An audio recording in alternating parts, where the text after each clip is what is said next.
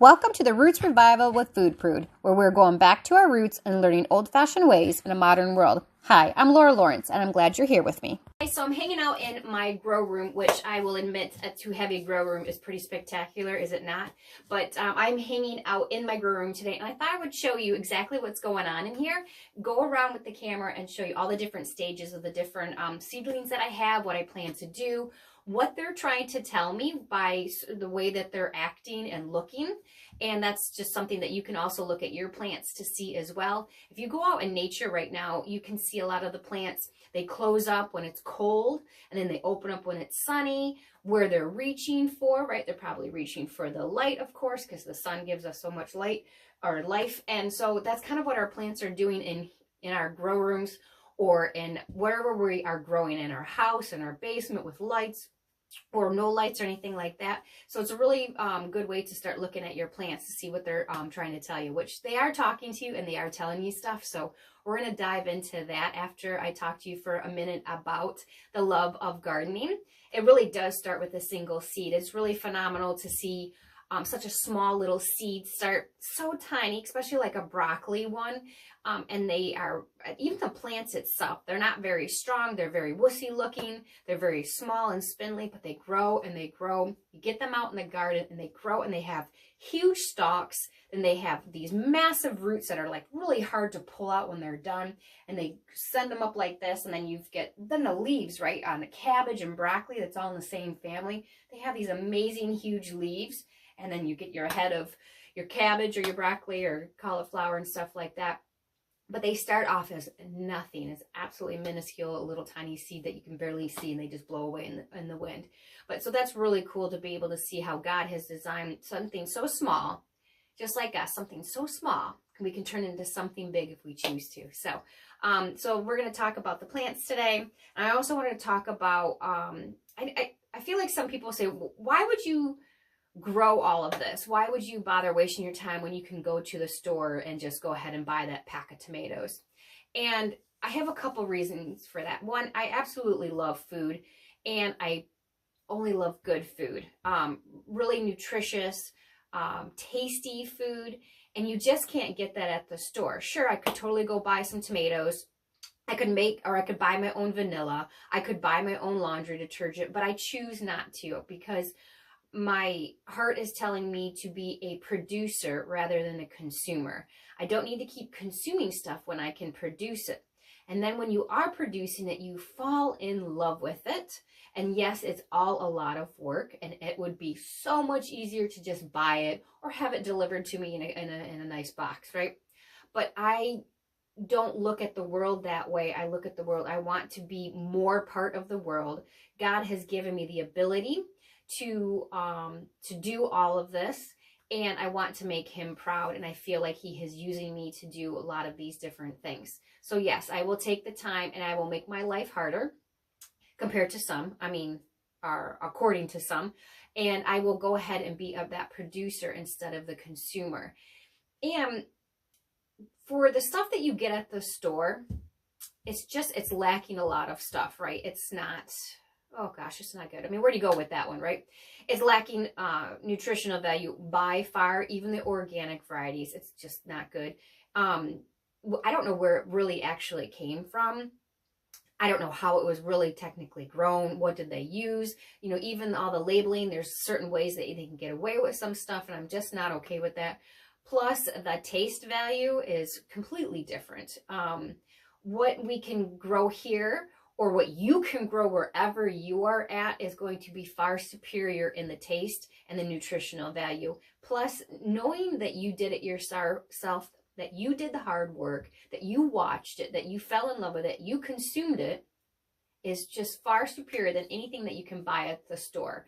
There is something about a work ethic that you just can't buy at the store or just simply just get. So growing my own food, making my own vanilla, mixing up my own laundry detergent, being in the kitchen for hours, it seems like sometimes, creating things from scratch. All my meals are from scratch. It is highly, highly important to me, and I don't take that lightly.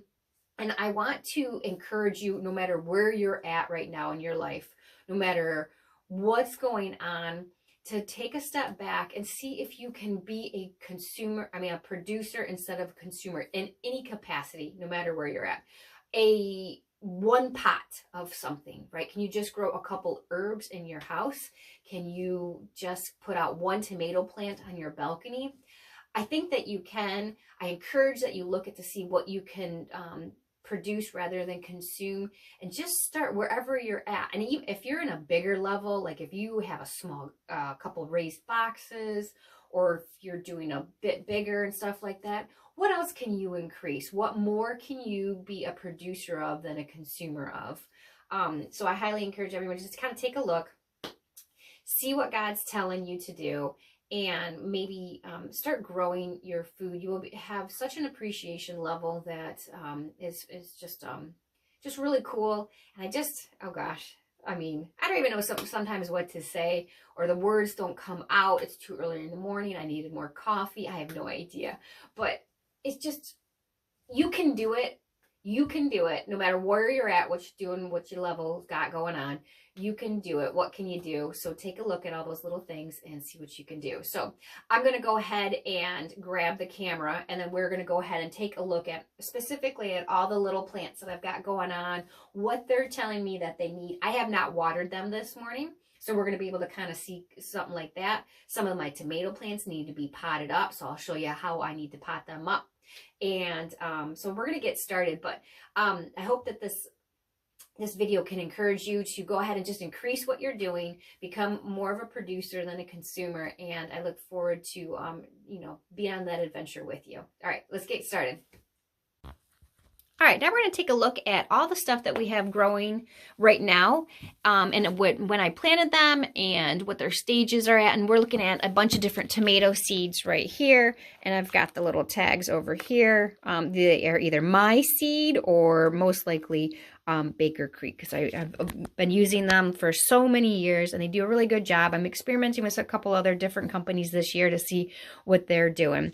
This morning I have not watered the plants yet, and if you've seen a previous video, I talk about how I like to go ahead and let them basically dry up overnight, because for two reasons. I need them to go ahead and not realize that water is going to be, hanging out with them all the time. And I also need them to know that I don't want mold, and their roots don't need to be sitting in the water all the time. So I kind of let them to dry out, but they get watered every single day. Down here, we actually have, oh gosh, what were these? We ordered these. I think they're kiwi plants. And we have not planted them yet. They need to be past the frost date, but they are really growing in here, so that's pretty cool. So we've got kiwi tree bush plant things. I'm not really sure. It's the husband's things. These are tomato plants that were planted about, well, it was on the 12th, so whenever that was, less than 2 weeks ago or something. But so they have all sprouted. They have that's their first set of leaves. Those are not even called their true leaves. Those are the leaves when they first pop up out of the ground. These are pepper plants that I have over here. We've got banana, yellow, jalapeno, and some Ozark, which are supposed to be pretty big. So they're doing really good. These, again, were planted about 2 weeks ago. They love to be sprouted with heat. So I always use a heat mat. And once they sprout, I go ahead and remove the heat mat. But heat is the key ingredient to getting your plants to start successfully. And then over here, we actually have peanuts. So I bought a couple peanut plants a couple years ago from a local place. And I save the peanuts and I keep planting them every year. I don't always get the best harvest. Last year was really rough, but last year was rough on a lot of crops because of the smoke from Canada. So I'm hoping to focus a little bit better on there. I'm going to get some more planted and do a whole, hopefully do a whole boatload of them, because that's cool. And then because I'm also learning how to press my own peanuts or oil. So I will press just for fun. I have no idea. I just want to try stuff and it sounds cool. So here's some other stuff that we're doing too. I have some poppy seeds right here. Those ones I did the cold stratification. They are taking a pretty long time to pop up, but now I have 4 of them up out of 10. So I know that they're coming. They're just a little bit slower. These ones right here are poblano. They're a little slower too. And then here I have some feverfew. seeds that just are really tricky. They just don't have the best germination. I think I cold stratified them, and I'll probably replant them again just to see if I can get them to go, even though they weren't cold stratified. Here we have some San Marzano. These now have one set of true leaves right there. Those were their original sprouters to grab the sunshine, and then those are their first true leaves. These two flats over here are my tomato plants that I need to go ahead and pot up into 4-inch pots that I will go ahead and leave until they go out into the real world. So they're looking pretty good. They're standing tall, looking for the light that I have right here. And these are all different kinds of tomato plants. So we've got their original leaves right here. Then we've got their first leaves right there. And then now we're already on to our, second and third leaves right here. So they're ready to go ahead and get potted up. And I need one of their trays to finish up one more tray of some random things that I'd like to just make sure I have on hand. Right now in the grow room, everything is manageable and taking up only a little bit of room. But once I start planting 100 tomato plants into 4-inch pots that take up many of these trays, oh, it's going to get crazy in here where you can barely walk. But it's beautiful and I love it. Now over here we have some different peppers. These are actually marigold plants. I cannot grow flowers sometimes for the life of me, so I'm going to try to get these marigolds to work out for me. This is an herb called motherwort, good herb. I have some little baby rosemaries back here. Hopefully they will work out. I'd love to get some rosemary for medicinal and for kitchen use. My seeds from eggplant did not do good last year. I only had one pop up, so I'm going to replant some that I bought from Baker Creek. Sometimes things work, sometimes it doesn't. Lesson learned, and then now I know, okay, something didn't work out with those seeds that I saved, so I need to make sure I readjust what I did and learn from that. Here's some more banana pepper. We have some different kind of peppers in here too. You can tell the ones that I had to come back and replant, they're popped up now. But these are looking really good. Purple, we got purple and Ozark and Kale Wonder. And one of my favorite things to do is go ahead and rub my hand on top of the tomatoes, and you can get the smell instantly. It's just wonderful. Oh, a tomato smell. All right, we have over here. Again, this is more of a newer ones that I planted. Some more tomatoes. We've got Rutgers and Tappies. Bonnies, those are one of my favorites. Here's some lettuce that I've had planted and cut from several times. These guys over here are loofahs. I do not live in a climate for loofahs, but I'm intrigued by them. I'll put them in my like cold frame greenhouse thing, and we'll see what happens. They're growing really good in here. They're like a gourd, and you let them dry out, and they end up being like a loofah. It's a total Hail Mary if these work out, but I got to give it a try because I'm always about experimenting. These back here are my little pink dandelions. I did do some last year, and I put them in my herb garden. I don't think they're going to work out. I mean, I should have an optimistic attitude, right? But sometimes I'm like, it just doesn't work out. And that's how it is. That's reality. But so we'll see if these guys work out. I need to mark it better because I don't know where I planted them last year. None of them did anything last year, so maybe it takes a couple years though. Right here, they look spindly to some, but these are not spindly. They are just kind of like that. Every year I grow these and they become magnificent broccoli and stuff like that. So I've got lots of broccoli in here at all different kinds of stages right here. And so that's a different kind of broccoli. Then this one, my brother has said that the Chinese broccoli was really good and prolific. So I'm going to give that a try. And then we have some different cauliflowers and stuff like that. And these are actually cotton. Because I bought a pack, I just, it'd be cool to get a little puff of cotton. I tried last year. I did not get a puff of cotton. So I'm going to try again with the remaining seeds and see what happens. All right, over here we have some celery. And celery takes a really long time to sprout, and they are very small. But they will eventually get here. I have some pink celery and some celery de Leon, something like that. I just wanted to sound fancy. Then we also have some artichoke. Oh, I also had a couple popped up artichoke over there too. I cold stratified some artichoke. That did not work as well as just go ahead and seed start, and I'm just normal without cold stratifying. So That's artichoke. Again, that might be a little interesting one to go ahead and try in Michigan, northern Michigan here. But maybe I'll plant some in the greenhouse, hoop house thingy, and see if that, if I get successful at that. We have some different kind of cauliflowers over here. Some snowball and some purple cauliflower.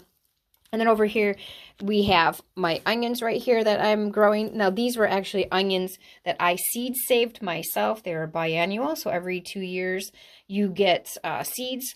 Because whenever I've tried to plant seeds myself from like Baker Creek or something, none of them have ever worked for me. I know they work for some of my friends, which is great. You go, girl.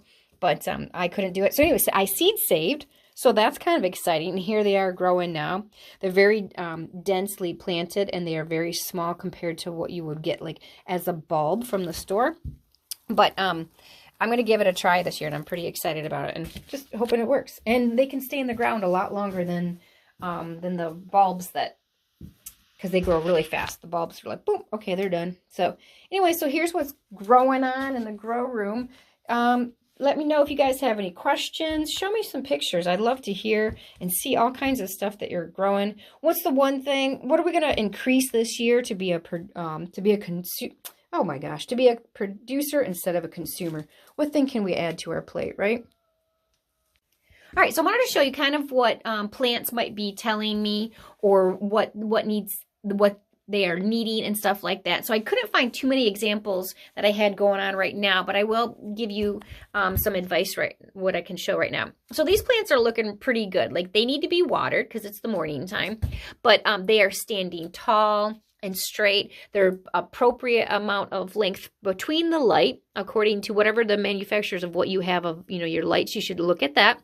Mine has a power button where you can go up and down, and you start down when they are seedlings just to kind of adjust it, and you kind of increase the light as they get bigger.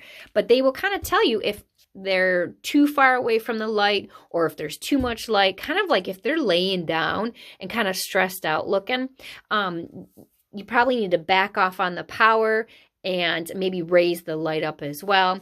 And just kind of, you're going to have to kind of like watch them, like adjust something. If they don't look right, adjust it. Adjust the level of light, maybe adjust your watering, maybe adjust how far away they are from the lights. These are LED lights, so you put them farther away. I know if you have the traditional older lights, like a T4, you put them much closer to the plant itself.